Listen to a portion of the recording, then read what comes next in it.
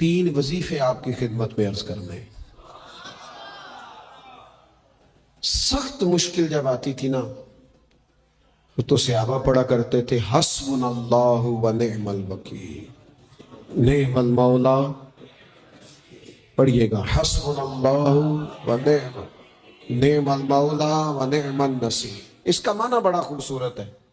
बिल्कुल सादा सा मुख्तसर सा माना करे ना तो इसका माना ये है मेरे लिए अल्लाह ही काफी है, अल्लाह मेरा मददगार है, अल्लाह बेहतरीन मददगार है, अल्लाह बेहतरीन किफायत करने वाला है। इस वजीफे को नहीं छोड़े और इसके माना समेत इसको याद रखें। आप महसूस करेंगे तबीयत ताकतवर हो गई है, रूह ताकतवर होगी, इसको भूलना नहीं। और दूसरा आपसे अर्ज करना है कि आला हजरत, चूंकि हम सिलसिला तरीकत में फाजिल बरेलवी से वाबस्ता हैं और बाकी जितने भी लोग हैं सारे माशाल्लाह उन्हीं से वाबस्ता हैं। आला हजरत ना ला हौला वला कुव्वता इल्ला बिल्लाहिल अलीय्यिल अज़ीम पढ़ने की बड़ी फजीलत बयान करते। ये ऐसा वजीफा है जो सबको आता है ना माशाल्लाह। नबी पाक अलैहिस्सलाम ने फरमाया ये अल्लाह के अर्श के खजानों में से खजाना है। आला हज़रत फरमाते हैं 99 दफा पढ़ो ला हौला वला कुव्वता इल्ला बिल्लाहिल अलीय्यिल अज़ीम। फरमाया अल्लाह ताला तुम्हें 99 बीमारियों से शिफा देगा और उसमें सबसे छोटी बीमारी टेंशन की बीमारी है, सबसे छोटी बीमारी गम की बीमारी है, छोटी, बाकी बड़ी बड़ी होंगी। इस वजीफे को नहीं आपने छोड़ना और ये पाबंदी करनी है, करेंगे इंशाअल्लाह ताला। और तीसरा वजीफा है दरूद पाक। ये बंदा दरूद पाक पढ़ता है तो पता होता क्या है, एक बार पढ़ो तो 10 रहमतें, 2 बार पढ़ो तो, 3 बार पढ़ो तो, 4 दफा पढ़ो तो फिर तो चारों जानब रहमत ही रहमत हो जाती है। दरूद पाक को कभी ना छोड़ो अपनी जिंदगी में। आज आप अपने आप से अहद करें, कोई रात ऐसी ना गुजरे कि दरूद पाक पढ़े बगैर हमें नींद आ जाए। ये ज़हन बना, ये 2 वजीफे और तीसरा दरूद पाक। चौथी बात आपकी खिदमत में ये अर्ज करनी है कि रमजान शरीफ आ गया है। रमजान शरीफ का कुरान पाक से इसलिए गहरा ताल्लुक है कि शाहरु रमजान अल्लज़ी उन्ज़िला फ़ीहिल कुरान, रमजान का वो महीना है जिसमें अल्लाह ने कुरान नाज़िल फरमाया है।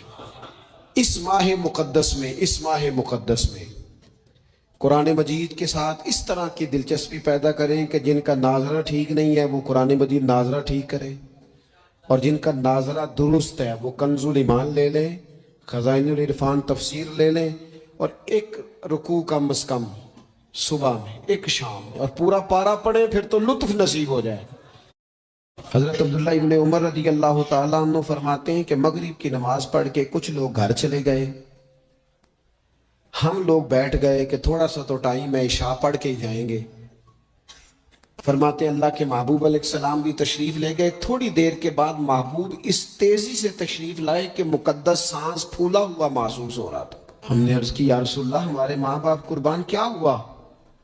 तो महबूब फरमाने लगे क्या कर रहे हो? अर्ज की या रसूल अल्लाह नमाज, सोचा है चलो थोड़ा सा तो टाइम है, बैठते हैं अल्लाह अल्लाह करते हैं, शाह पढ़ के जाएंगे। तो महबूब फरमाने लगे मेरे पास जिब्रील अमीन आए हैं, उन्होंने आके अर्ज की या रसूल अल्लाह आपके गुलाम मस्जिद में बैठे हैं इशा की नमाज के इंतजार में और रब फरिश्तों के सामने उन पर फख्र फरमा रहा है। ये जो इबादत है ना नफली, ये ताकतवर करती है बंदे को। हुजूर फरमाते हैं कि जब बंदा नफल पढ़ता है तो अल्लाह फरमाता है फिर तो मैं उसके हाथ बन जाता हूँ, पैर बन जाता हूँ, आंखें बन जाता हूँ। क्या माना कि उसमें खुदाई ताकतें आ जाती हैं। दोस्त मुरीद भी होते हैं, सिलसिलों में भी दाखिल होते हैं, इबादत का मिजाज नहीं बनाते। कुछ नवाफल का जहन जरूर बनाएं, रात को कुछ टाइम जरूर अल्लाह अल्लाह करें, अपनी जिंदगी का इसे मामूल बना लें। और नबी पाक सल्लल्लाहु ताला अलैहि वसल्लम ने फरमाया जो आदमी मेहनत करे, कोशिश करे और शाम को थक के सो जाए, अल्लाह उसके पिछले गुनाहों को माफ फरमा दे। तो चलते रहें, जद्दोजहद करें, हिम्मत करें, कोशिश करें। कभी कभी यूं होता है कि इंसान समझता है कि मैंने कोशिश तो की थी, लेकिन यार ये मेरे कोशिश करने से कोई नतीजा नहीं निकला। आरिफ रूमी रहमतुल्लाह अलैह फरमाते हैं कि एक शहर ऐसा था जिसमें एक बीमारी बार बार हमला करती थी। तो 3-4 पहाड़ियां एक दूसरे के ऊपर थी, इकट्ठे पहाड़ बने हुए थे, उसके ऊपर वो जड़ी बूटी थी जिससे उस बीमारी का इलाज होता था। तो कई हकीमों ने बताया कि अगर वो जड़ी बूटी हासिल कर ली जाए तो तुम्हारे शहर के लोग सेहतयाब हो सकते हैं। पर वो 4 पहाड़ियां ऊपर नीचे, और फिर ढलान बड़ी सीधी थी, जो पैर रखता फिसल जाता, कोई जरूरत ही ना करता ऊपर जाने की। लेकिन लोग बीमार थे, तकलीफ में थे। बिलाखर एक शख्स ने इरादा किया कि कब तक लोगों को बीमारी से सिसकते, तड़पते, मरते देखता रहूंगा। उसने कुल्हाड़ा उठाया, हथौड़ा उठाया, पहाड़ काटना शुरू किया कि मैं सीढ़ियां बनाऊंगा ऊपर जाने के लिए। फरमाते हैं कि वो पहाड़ काट रहा था तो जो करीब आते थे ना, वो उसे कहते थे, पागल हो गया तू अकेला बंदा कैसे पहाड़ काटेगा, बेवकूफ है, छोड़ दे। उसने कहा, यार तुम साथ नहीं चल सकते तो हौसला शिकनी तो ना करो, मुझे कुछ करने तो दो। सालों लग गए, एक पहाड़ काट के सीढ़ियां बनाई उसने, फिर दूसरा पहाड़ शुरू किया, फिर सालों लग गए और 2 पहाड़ काटे थे। बुढ़ापा आ गया, बीमार हो गया, मौत का वक्त आ गया। अब चूंकि सीढ़ियां बन गई थी तो 2 पहाड़ कट गए थे, वहां तक लोग आने जाने लगे थे। एन उस वक्त जब वो दुनिया से जा रहा था, फिर भी कुछ लोग हौसला शिकनी कर रहे थे। उसे कह रहे थे, खुदा के बंदे क्या नतीजा निकला। कुछ लोगों की ड्यूटी होती है अपोजिशन का किरदार अदा करना, वो हर मौके पर हौसला शिकनी करते हैं। अब उस पर आखिरी वक्त आ गया है, बावजूद उसके कुछ लोगों ने जाके कहा, क्या नतीजा निकला जी, तेरे ऊपर मौत का वक्त आ गया है, तू ऊपर तक तो जा नहीं सका, फायदा क्या हुआ। वो कहने लगा, बेवकूफो तुम्हें पता ही नहीं, मैं कामयाब होके जा रहा हूं। उन्होंने कहा, किस तरह। कहने लगा, मैंने आधा सफर आसान कर दिया है, अब जो मेरे बाद आएगा ना, उसे सिफर से नहीं शुरू करना पड़ेगा, मैंने आधा सफर उसके लिए आसान कर दिया। वो तीसरे पहाड़ से शुरू करेगा, 2 काटेगा तो जड़ी बूटी तक पहुंच जाएगा, लोगों को शिफा होने लगेगी अल्लाह के फजल से। हम पता क्या करते हैं, बिलखुसूस मेरे वतन का रिवाज यह है कि लोग आधा सफर भी आसान करने को तैयार नहीं। वो कहते नहीं, सारा ही फलाना करेगा। जितने अंबिया दुनिया में आए ना मेरे दोस्तों, वो सारे कामयाब गए, लेकिन किसी के साथ 4 उम्मती, किसी के साथ 10, किसी के साथ 100, किसी के साथ 200, लेकिन नबी कामयाब गए। क्यों? कि अल्लाह ताला ने जो उनके जिम्मे ड्यूटी लगाई थी, वो ड्यूटी उन्होंने पूरी जिम्मेदारी से सर अंजाम दी। उस ड्यूटी में उन्होंने कभी कोई कमी दिखाई तो अपनी जिंदगी में जद्दोजहद करें, काम करें, बैठकर सिर्फ बात ना करें, तनकीद ना करें, बैठकर सिर्फ मनसूबा बंदी ना करें। और मेरे मुल्क में बिलखुसूस ये काम होता है, तबसरे करो, चैनल खोलो, तनकीद करो, अंदर की खबर लेके आओ, कोई कहानी सुनाओ, कोई नई स्टोरी बनाओ, लेकिन काम ना करो।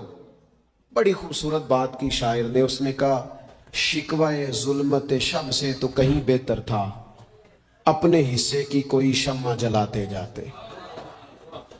लोग तालीम नहीं हासिल कर रहे, तो भाई आप एक बच्चे का खर्च उठा लें, किसी गरीब का आप उसे पढ़ा दें, एक बंदा तो आपकी वजह से तालीम याफ्ता हो जाए।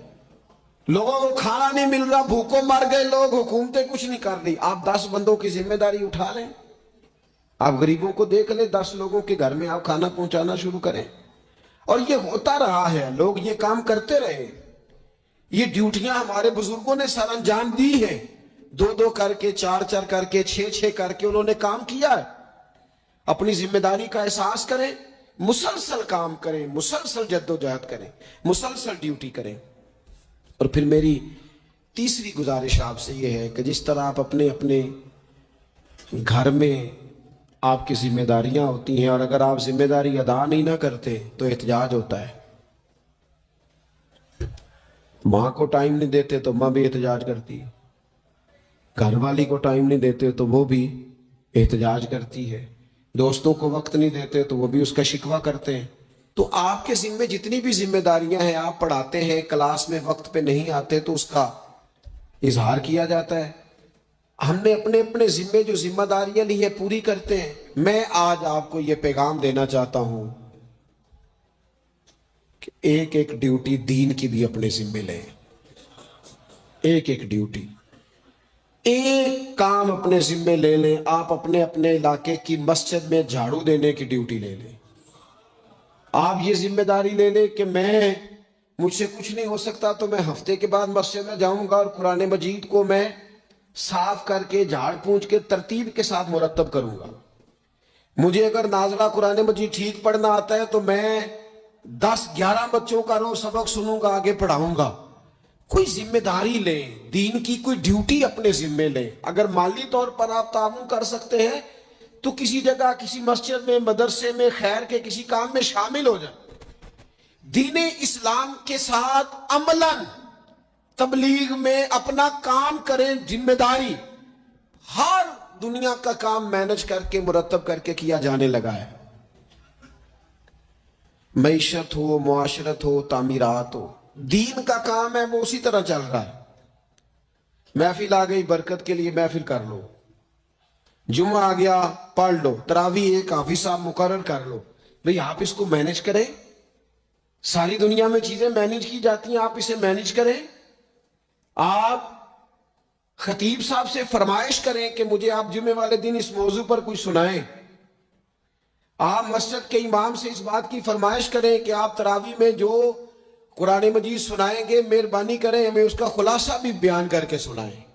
آپ تھوڑی کوشش کریں گے تو آپ دیکھیں گے کہ بیان کرنے والوں کا بھی ذوق بڑھے گا۔ کچھ تھوڑی ذمہ داری کا احساس کریں۔ صحابہ کرام نے بڑی منصوبہ بندی کے ساتھ دین پھیلایا، بڑی جد و جہد کی۔ انہوں نے دیکھا کس علاقے میں ہم نے جہاد کے لیے جانا ہے، کس میں تبلیغ کے لیے جانا ہے، کس علاقے میں کس طرح کر کے ہم نے ڈیوٹی سر انجام۔ مصر میں ایک شہر ہے، اس کا نام ہے فسطاط، وہ کہتے ہیں گھونسلے کو، پرندوں کے گھونسلے کو۔ حضرت سعد بن ابی وقاص رضی اللہ تعالیٰ عنہ اپنی فوجیں لے کے وہاں گئے تھے۔ آپ نے وہاں خیمہ لگایا، کچھ دن وہاں قیام کرنا تھا۔ آپ کا وہاں خیمہ تھا، وہاں آ کے کبوتر بیٹھنے لگے، ایک کبوتری نے انڈے بھی دے دیے، وہاں گھونسلہ بن گیا۔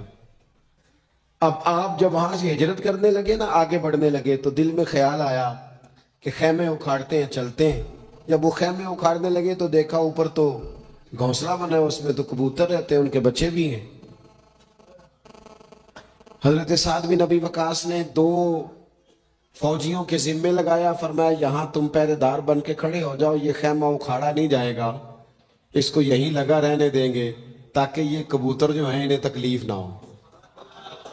وہ 2 فوجی وہیں رہے، خیمہ لگا رہا، وہاں پانی کا بندوبست کیا جاتا رہا، خوراک کا بندوبست کیا جاتا رہا۔ قریب بستیوں سے جب لوگوں نے دیکھا نا یہاں لوگ موجود ہیں تو لوگوں نے وہاں آ کے مکان بنانے شروع کر دیے۔ وہ ایک پرندے کے گھونسلے کی حفاظت کے لیے کچھ دیر 2 سپاہی رکے تھے، اللہ نے وہاں پورا شہر آباد فرما دیا ہے۔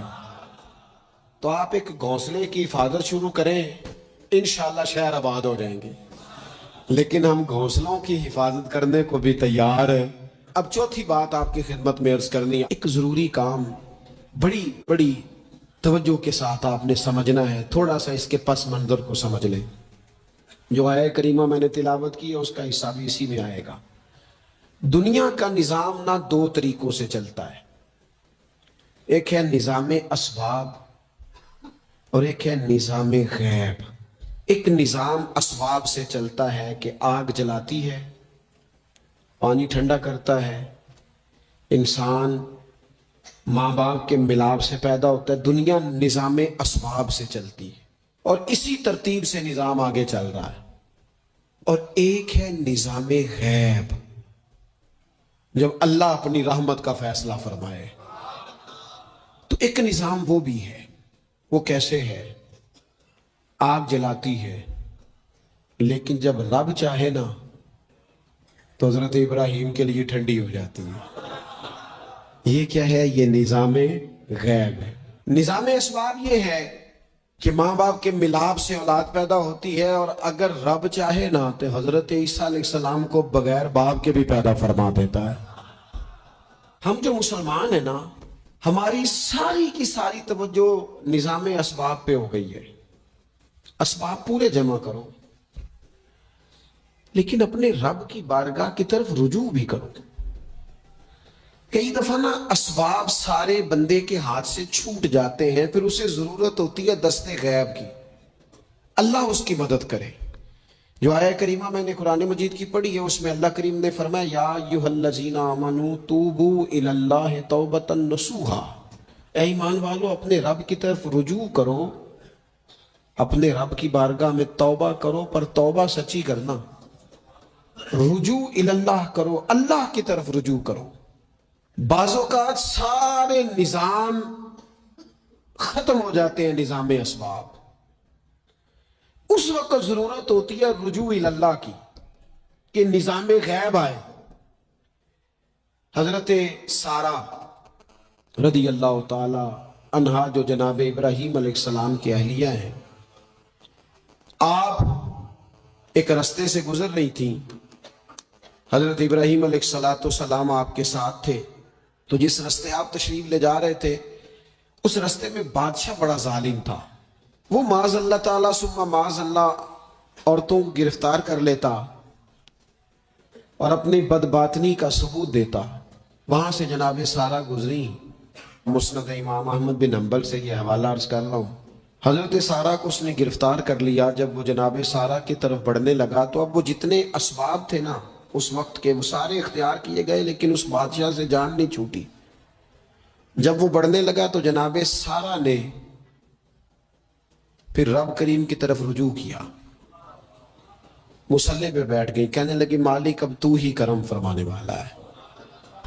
آپ نے اس درد سے دعا فرمائی کہ وہ بادشاہ زمین پر بے ہوش ہو کے گرا اور تڑپنے لگا، قریب تھا کہ وہ مر جائے۔ تو حضرت سارہ پھر مصلی پہ بیٹھی اور اپنے مالک کی بارگاہ میں عرض کرنے لگی مالک اگر یہ مر گیا تو مجھ پہ الزام آئے گا کہ میں نے مارا ہے، اسے مارنا بے ہوشی فرما۔ وہ بے ہوش ہو گیا، تھوڑی دیر کے بعد ہوش آیا تو پھر آپ کی طرف بڑھنے لگا، تو آپ نے پھر اللہ کی جانب رجوع کیا۔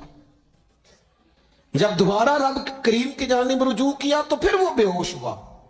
کئی دفعہ وہ کوشش کرتا، لیکن آپ جب اپنے مالک کی بارگاہ میں ہاتھ اٹھاتی تو بے ہوش ہو کے گر پڑتا۔ بالآخر آپ سے معافی بھی مانگی، آپ کو آزاد بھی کیا۔ ایک وقت ایسا آتا ہے جب سارے اسباب جواب دے جاتے۔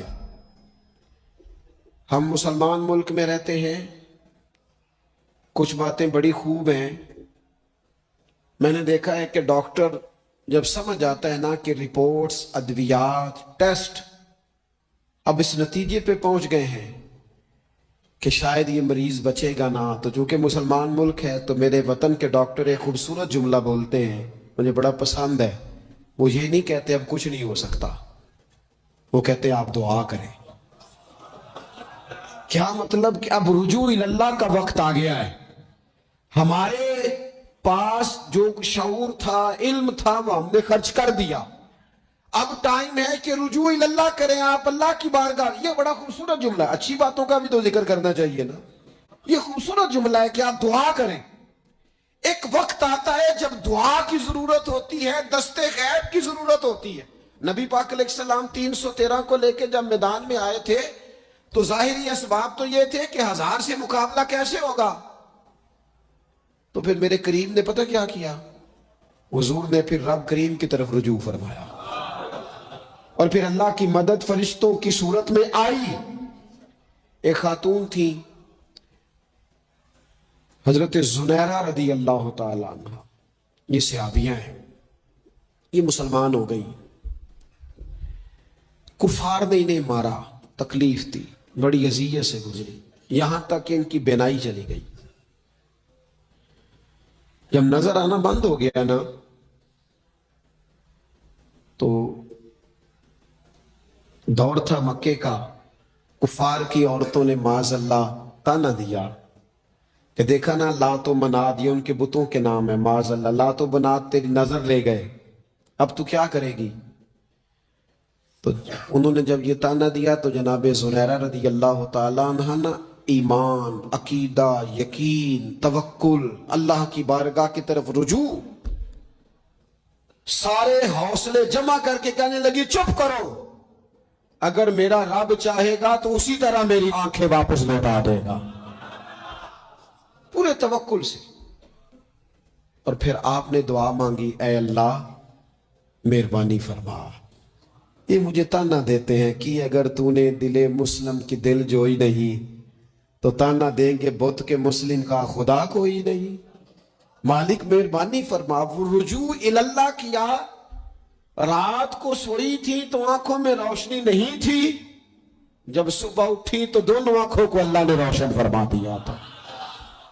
میں عرض کر رہا ہوں کہ وقت ہے ہمارے اوپر کہ اب ہمیں اپنے رب کی بارگاہ کی طرف رجوع کرنا چاہیے۔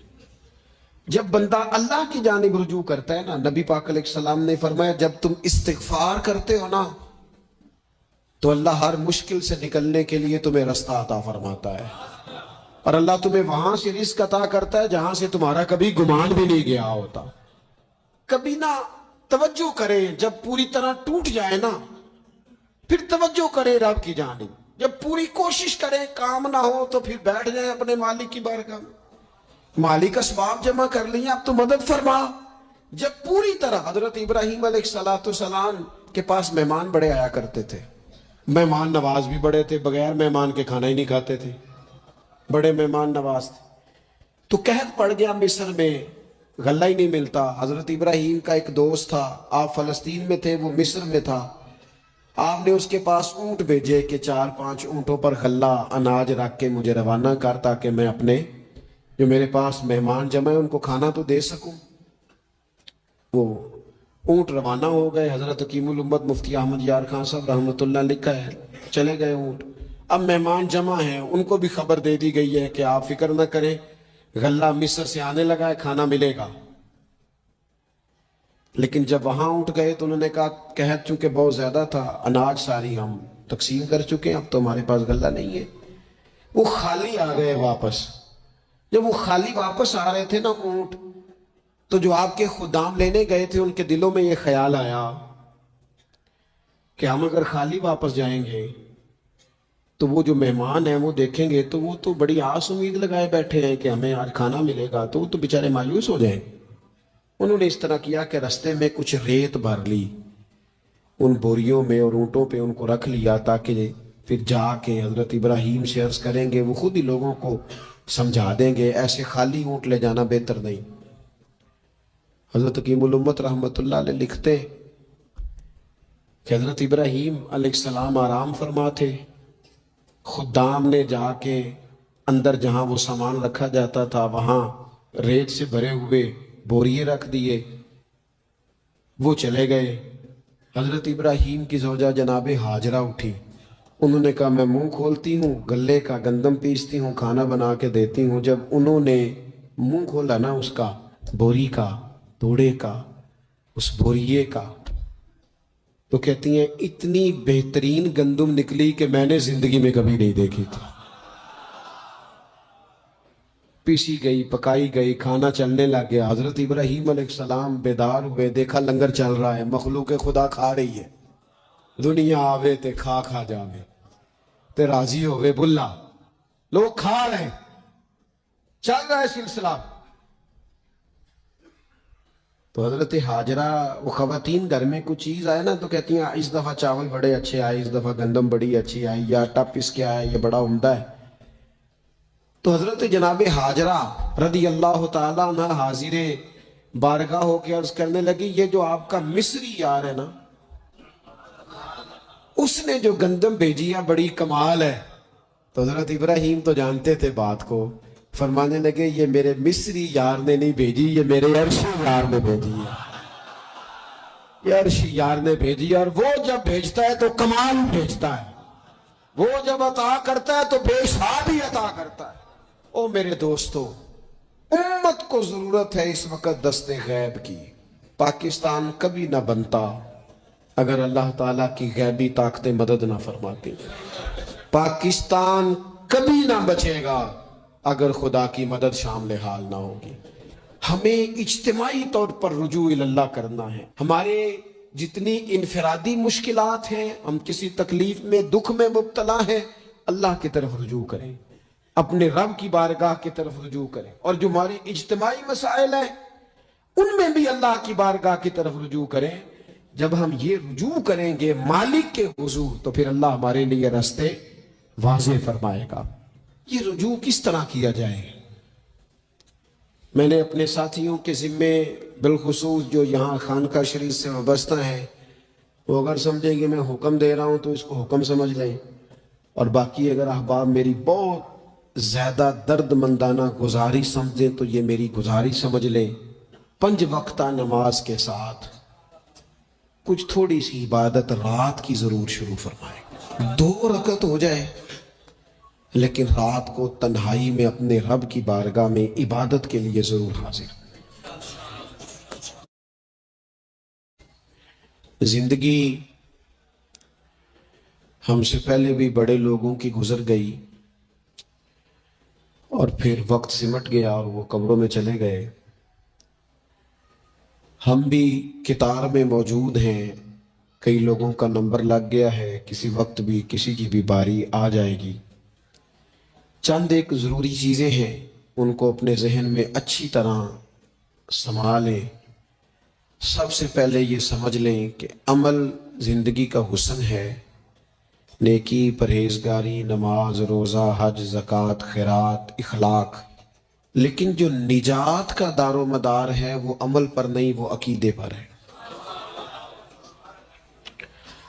اگر عقیدوں میں خرابی آ جائے، اللہ تعالیٰ کی ذات کے بارے میں، رسول پاک علیہ السلام کے کمالات کے بارے میں، حضور علیہ السلام کی طیب و طاہر آل پاک کے بارے میں، یا حضور کے جمیع صحابہ کے بارے میں کسی کے عقیدے میں کمی آ گئی، میرے نبی پاک علیہ السلام کی ذات کے بارے میں ہمیشہ اپنا عقیدہ اعلیٰ رکھنا، ستھرا رکھنا، اور اپنے ذہن میں یہ بات بٹھا کے رکھنا کہ بعد از خدا بزرگ توئی قصہ مختصر. کبھی کسی شخص کی کمزور بات کے پیچھے نہ چلنا. اللہ نے ہمیں رحمت للعالمین نبی کا غلام بنایا ہے. اللہ نے محبوب پاک علیہ السلام کو عظمتوں، شانوں، بلندیوں کے ساتھ بھیجا ہے. کبھی کسی ایسے بحث کا حصہ نہ بننا جو حضور کے کمال کو تولے، یا نبی پاک کے علم کو تولے، یا حضور کے فضائل کو تولے، یا نبی پاک علیہ السلام کی عظمتوں کو تولے. کبھی اس بات کے قائل نہ ہونا. یہ نظریہ لے کے ہم نے قبر میں جانا ہے کہ بلغ العلا بے کمال، کشفت دجا بے جمال، حسنت جمیع خصال، صلو علیہ. حضور کی عظمتوں کے قائل رہنا، اور ہمیشہ قائل رہنا، اور جم کے قائل رہنا. کبھی کسی کمزور بات کا سہارا، لوگ بڑی کہانیاں سناتے ہیں، بڑی باتیں بتاتے ہیں، کبھی اس چکر میں نہ پڑنا. نبی پاک کی جتنی نسبتیں ہیں نا، ان سب کا احترام کرنا. ہمارے بزرگ نا جس گدھے مبارک پر محبوب سوار ہوتے نا اسے گدھا نہیں کہتے.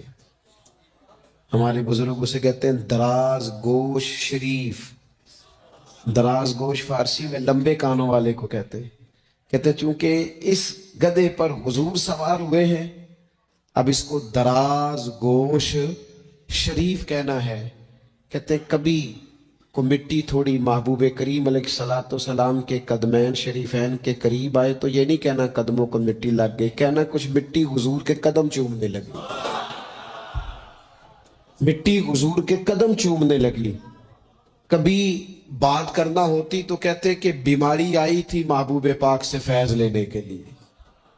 تو بہت احترام کے جذبات. اعلیٰ حضرت بریلوی رحمت اللہ علیہ کے سامنے کسی نے یہ شعر پڑھا تھا کہ شان یوسف جو دبی وہ بھی اسی در پہ دبی. تو فرمایا یہ تو کیا کہہ رہا ہے، حضور تو کسی کو دبانے آئی نہیں. تو کہ شان یوسف جو بڑی وہ بھی اسی در سے بڑی. پھر کسی نے کہا تھا وہ 2 درخت تھے، نبی پاک کے گنبد کے سامنے کھجوروں کے پرانے زمانے میں تو کسی نے کہا تھا یوں ہے درخت حضرت والا کے سامنے، مجنوں کھڑا ہو خیمہ لیلا کے سامنے. تو اعلیٰ حضرت فرمانے لگے تم نے حضور کے خیمے کو تشبیہ ٹھیک نہیں دی، تمہیں کہنا چاہیے تھا یوں ہے درخت حضرت والا کے سامنے جیسے قدسی کھڑے ہیں عرش معلیٰ کے سامنے. کبھی بھی کوئی کمزور لفظ، کمزور جملہ حضور سرور کہوں کہ مالک و مولا کہوں تجھے، باغ خلیل کا گلے زیبا کہوں تجھے، لیکن رضا نے ختم سخن اس پہ کر دیا خالق کا بندہ خلق کا آقا کہوں تجھے. ایک تو یہ بات. دوسری بات یہ کہ بڑا افراط و تفرید کا دور آیا ہے. جس کو بھی لڑانا ہوتا ہے وہ مذہبی بنیادوں پہ لڑانا شروع کر دیتا ہے. مذہب کے نام پر لوگوں کو ایموشنل کرنا اور مذہبی بنیادوں پر تفریق پیدا کرنا یہ بڑی گھناؤنی سازش ہوتی ہے. کبھی بھی کوئی ایسا کام نہ زندگی میں کرے، کبھی بھی، کہ جس کے اندر معاملہ اس طرح کا ہو. اپنا قد اونچا کرنے کے لیے کبھی بھی مذہب کا سہارا نہ لے. اپنی ذاتی لڑائیوں کو کبھی مذہب کا رنگ نہ دے. اس میں کبھی بھی دین کی بنیادوں کو نہ لے کے آئیں. کوئی ایسا کام نہ کرے. آپ کی کسی سے ذاتی دشمنی ہے تو اسے شمر یزید کہنے کی ضرورت نہیں ہے. آپ ذاتی بات کریں اس کے ساتھ جو کر دیں گے. نبی پاک علیہ الصلوۃ والسلام کہ صحابہ اور اہل بیت کے نام پر لوگ ذاتی لڑائیاں لڑتے ہیں، خدا را اس سے بچو. کہ جو حضور کی اولاد پاک ہے نا، جو نبی پاک کی، میں اللہ کے گھر میں مسجد میں بیٹھا ہوں، میرے مرشد کی اولاد کیا اس دروازے سے جو گزر جائے وہ بھی میرے لیے قابل احترام رہا. اور میرے استاد صاحب کے بچے، میں آپ کو دیانتداری سے کہتا ہوں کبھی آ جائیں تو مجھے سمجھ نہیں آتی میں بٹھاؤں کہاں. اس لیے کہ اصلہ نال جنے کی کریے اور نسلہ تاک نہیں بول دے. استادوں کے بچے آ جائیں تو بٹھانے کو جگہ نہیں ملتی. اگر استادوں کے بچوں کا یہ حال ہے تو رسول پاک کی اولاد کا کیا حال ہونا چاہیے. نبی پاک کی اولاد پاک کے بارے میں کبھی بھی اپنی طبیعت میں کوئی کمزور بات نہ رکھنا. نبی کریم نے فرمایا اے اللہ یہ میرے حسن اور حسین ہے، میں ان دونوں سے محبت کرتا ہوں، تو بھی ان سے محبت فرما. اور پھر محبوب فرمانے لگے اے اللہ جو میرے حسن حسین سے محبت کرے تو ان سب سے بھی محبت فرما. اس طرح حضور کی اولاد پاک کا احترام کرنا ہے نا، بالکل اسی طرح میرے نبی پاک کے صحابہ. زمانہ چراغ لے کے ڈھونڈے گا نا، وفا کی ساری تاریخیں جہاں دم توڑ جائیں گی وہاں سے جناب صدیق اکبر کا آغاز ہوتا ہے. دم توڑ جائیں گی جہاں ساری چیزیں. ابو بکر صدیق، جناب صدیق اکبر. او دوستو اتنے بڑے لفظ نہیں ملیں گے کبھی بھی کہ حضور فرماتے ہیں میرے پاس جس کے پیسے آئے میں نے امانت سمجھ کے خرچ کیے، ابو بکر کے آئے تو میں نے اپنے سمجھ کر خرچ کیے. حضرت ابو بکر صدیق کی اور پھر سیدنا فاروق اعظم. آپ نے بھی حدیث سنی ہوگی، میں نے حضور نے فرمایا کہ شیطان عمر کو دیکھ کے رستہ بدل جاتا ہے. پہلے یہ حدیث بڑا سنا کرتے تھے، اب اس طرح کا تجربہ ہوا ہے کہ بات ہی کھل گئی ہے. وہ صرف حضرت عمر کو دیکھ کے رستہ نہیں بدلتا، حضرت عمر کا نام بھی لے تو رستہ بدل جاتا ہے. یقین کریں ہم نے لوگوں کو رستے بدلتے دیکھا ہے. نام لے لے حضرت عمر کا، شیطان رستہ بدل گیا. اور سیدنا عثمان غنی، پیک کریں صدق و صفا، منبع شرم و حیا، نور کی سرکار سے پایا دوشالہ نور کا، او مبارک تم کو ذوالنورین جوڑا نور کا. حضرت عثمان غنی. اور پھر مولا علی شیر خدا، حال عطا، مشکل کشا، حضرت مولا علی شیر خدا. حضور نے بات ہی ختم کر دی.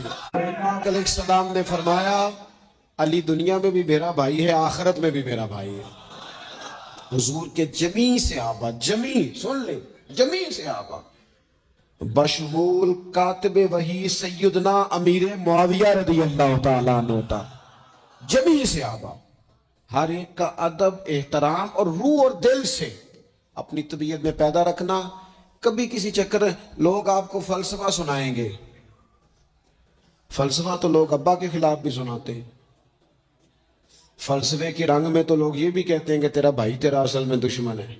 فلسفے میں تو لوگ بڑی چیزیں لے آتے ہیں، تو لوگوں کی کہانیاں سن کے کبھی چکر میں نہ پڑنا، عقیدے کو مضبوط رکھنا۔ اور دوسری میں آپ حضرات سے گزارش کروں گا، اپنی زندگی سے کام لیں، اپنی زندگی کو با مقصد بنائیں۔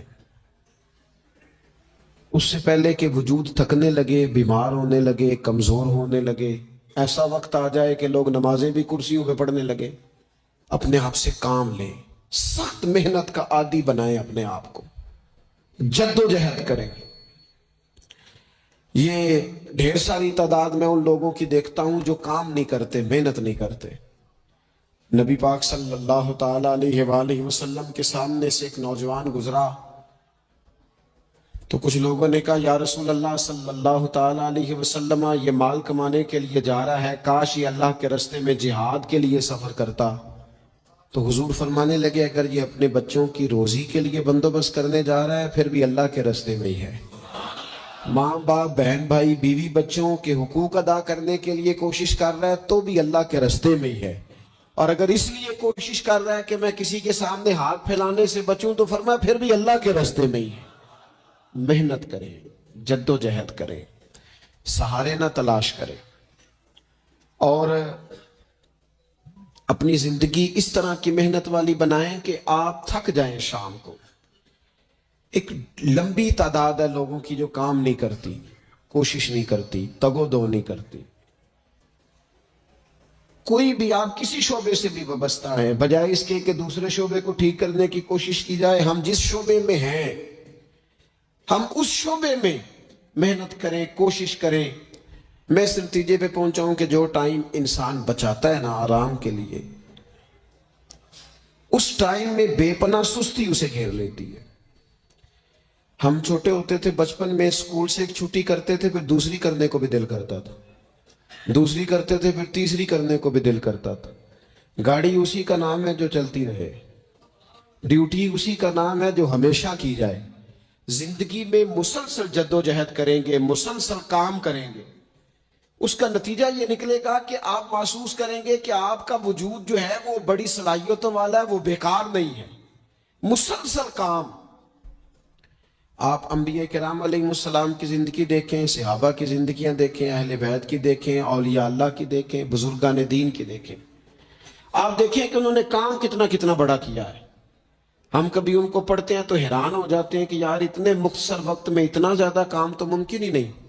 اعلیٰ حضرت رحمت اللہ علیہ نے 1000 کتاب لکھ دی، امام بخاری نے پوری دنیا میں گھوم کر احادیث جمع کر کے ایک جگہ پہ اکٹھی کر دی، اور پھر اصول وضع کر دیے حدیث پاک کے کہ حدیث کس طرح قبول کی جائے گی، پھر اس میں فرق کر دیا کہ صحیح کون سی ہے، متواتر کون سی ہے، حسن کون سی ہے، ضعیف کون سی ہے، موضوع ہو تو پھر اس کے قاعدے کیا ہیں۔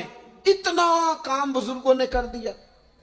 جد و جہد تھی زندگی میں، مسلسل ڈیوٹی کرتے۔ جب مسلسل کام کرتے ہیں نا